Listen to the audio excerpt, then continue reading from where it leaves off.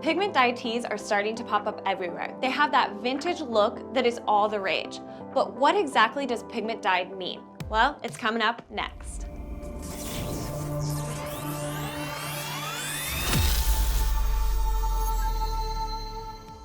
Hey guys, it's Melissa with ShirtSpace. First, let's discuss pigment. Today, pigments are largely synthetic and are available in almost every color imaginable. So let's move to pigment dye. In the pigment dye process, pigments act more like a fabric paint versus the traditional dye. In this process, the dye sits on top of the fibers versus embedding itself into the actual garment. These pigments do require a binder to be able to stick to that fabric. Once the binder is applied, the pigment adheres to the apparel but does not saturate it. Due to the fact that these pigments do not saturate the apparel, they are more likely to wear off after several washes. But this end result does provide the on-trend vintage look. Thank you guys for stopping by. If there's a subject you'd like us to cover or have any questions, throw it in the comments below. Make sure you subscribe, turn on those notifications, and have a great rest of your day.